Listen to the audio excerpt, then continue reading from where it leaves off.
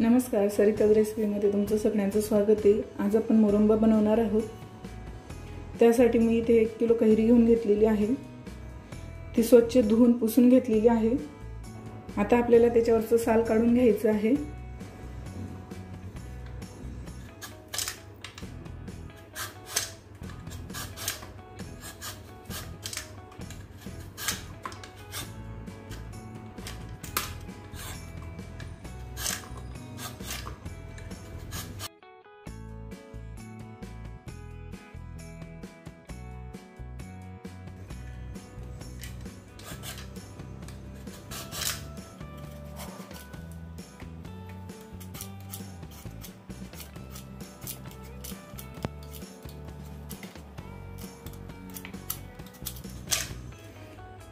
अशा पद्धतीने आपल्याला सगळ्या कैरींचे साल काढून घ्यायचे आहे।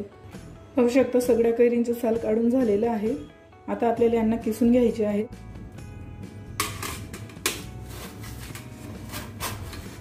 कैरीला जोर लावून किसायचा आहे, म्हणजे आपल्याला जो किस पडेल तो जाडसर पडेल।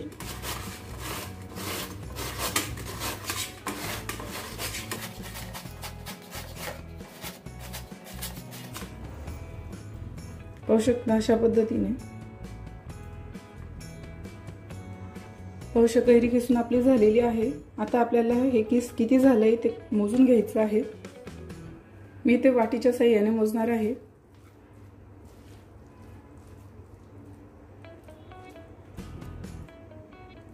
आणि इथं कढईमध्ये एका साईडला टाकून घेणार आहे।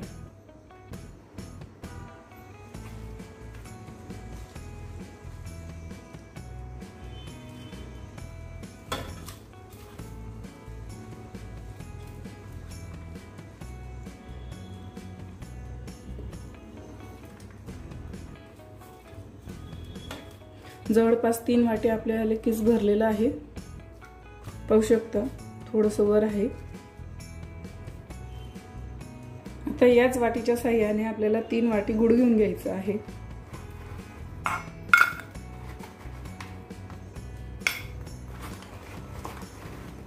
जेवढं किस तेवढाच गुळ आपल्याला इथे वापरायचा आहे।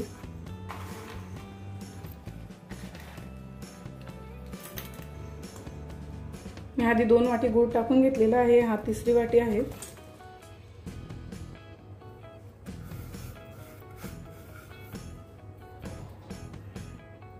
आता मी यात 1 दालचिनीचा तुकडा आणि 3-4 लवंगा घालून घेणार आहे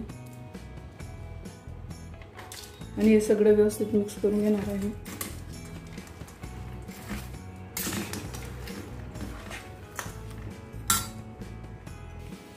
मी इथे कढई गॅसवर ठेवून घेतलेली आहे। हे आपल्याला मीडियम आचेवर असंच मिक्स करत राहायचं आहे 5 ते 10 मिनिटं, जोपर्यंत गूळ आपला वितळत नाही।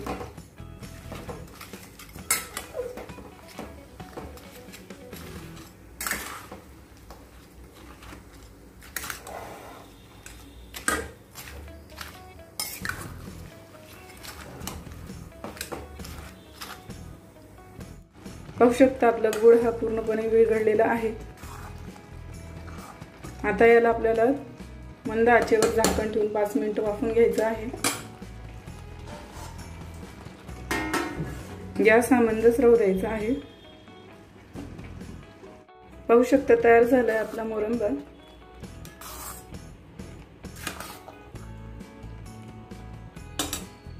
गार झाल्यावर हा मोरंबा अजून घट्ट होईल, त्यामुळे आपल्याला जास्त याला शिजवायचं नाहीये।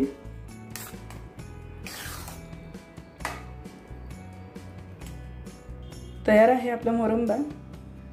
कसा झालाय ते कमेंट करून मला नक्की सांगा।